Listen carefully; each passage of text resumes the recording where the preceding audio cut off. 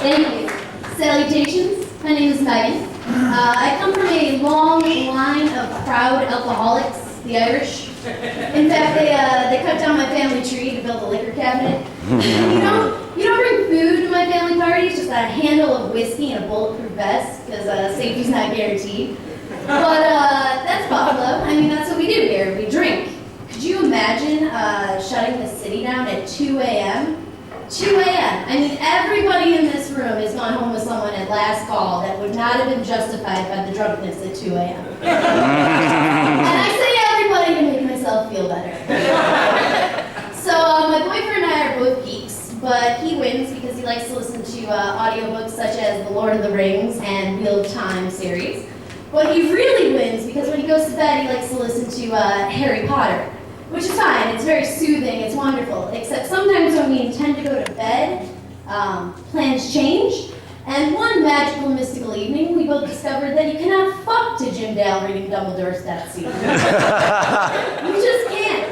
We kind of just stopped and rolled off of each other, covered in regret and shame. We were shaking for a few minutes, and I was like, get out of here, muggle! It's fine. Speaking of magical evenings, Halloween is coming up, but it's not yet. So if you have dressed up in this past week, you're just really into cosplay. My kind of creepy, furry roommate likes to call scantily dressed females on Halloween the bingo free space. Ladies, I'm just saying it might not be worth sledding it up this year. So gentlemen, you are chivalrous because women are burdened with childbearing. Or at least the inconvenience of trying to figure out how to execute that little fucker. Abortions are the worst possible date to go Dutch on.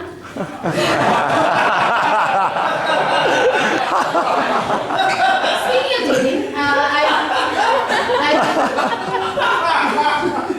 someone who's experienced in that. Speaking of dating, I really hate those get to know you scenario questions, that whole who would you kill, fuck, and marry, or if you had 3 wishes, or the worst is if you're stranded on a desert island, what are the 3 things that you would bring with you? And I'm the kind of asshole that responds to that question, a boat, a survival kit, and throw in the magic lamp. Because when I get that magic lamp, the first wish I'm going to make is for 1,000,000 wishes, and depending on what genie shows up, Robin Williams I'm going to marry, Genie for my dream genie I'm going to fuck, and if Christina Aguilera pops out of that shit, I'm going to kill the bitch.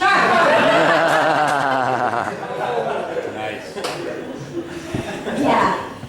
Frankly, if you answer that question with anything other than a Nerf gun, Game Boy, and a 12-year or a 18-year bottle of scotch, we're probably not going to hit it off. I ordered my scotch like I like my foreplay, 2 fingers, keep it neat.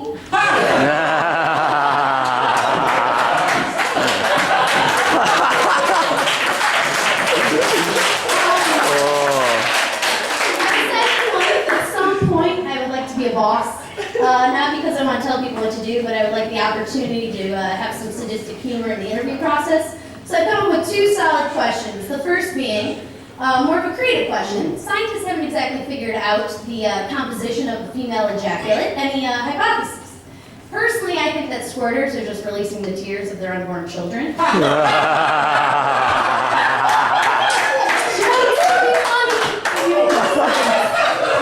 just for churches anymore.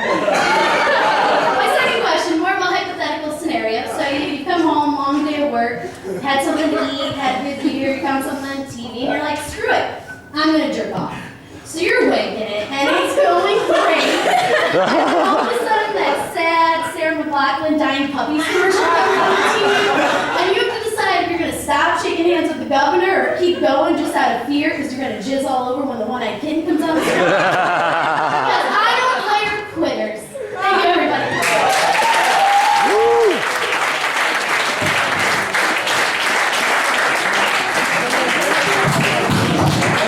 One more time for Meghan, everybody.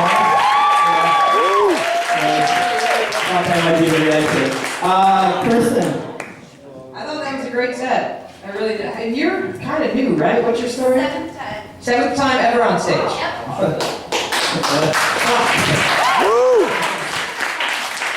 Well, I thought that was great. I think your material is great. I think you're probably going to be fantastic. And you were great, but I've been watching a lot of these guys for years and years and years and years, and you have a lot of talent in there, and you write pretty original stuff, and I was great. That was great.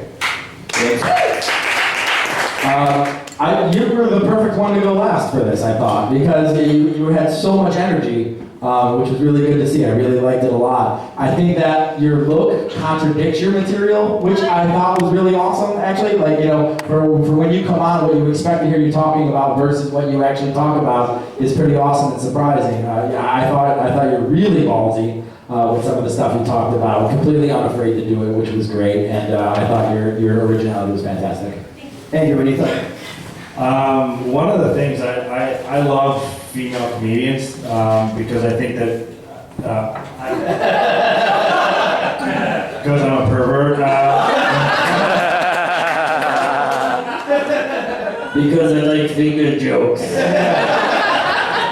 First of all, I don't keep them neat. Secondly, no,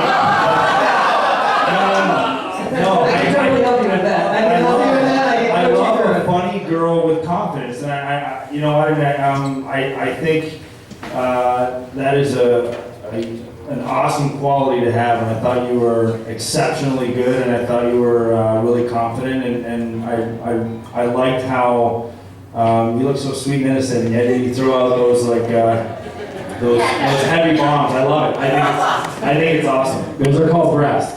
You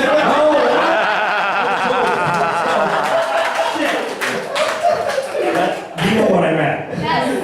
All right, guys, here's what we're going to do now. Wait, before you do that, can we not sit here while Walton does the sets? Because that'll be awkward. Yes, So we- yes, you go ahead.